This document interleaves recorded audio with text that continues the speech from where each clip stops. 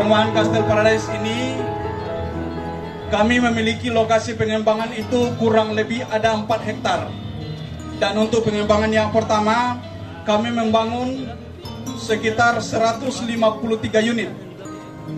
153 unit perumahan yang Bapak Ibu bisa pilih. Ya, sebagai informasi tambahan, pihak Castle Group sangat berterima kasih kepada pemerintah Goa, kepada masyarakat Goa. Oleh karena tukang-tukang profesional yang bekerja sama dengan Castle Group itu semua adalah putra-putri asli dari Goa. Boleh tepuk tangan Bapak Ibu. Tukang-tukang profesional yang membangun rumah semewa ini itu adalah putra-putra terbaik tukang-tukang profesional dari Kabupaten Goa. Ya, tentunya ini menjadi nilai plus. Dan kami juga bangga, ya. PT Castle Group bangga menyediakan lapangan pekerjaan untuk masyarakat Goa. Selanjutnya,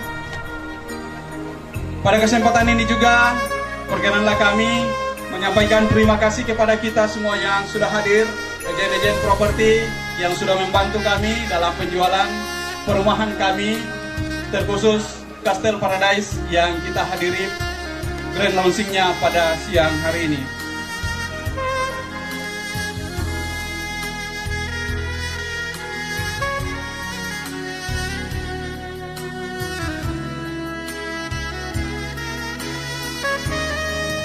Terima kasih sekali semua para tamu undangan.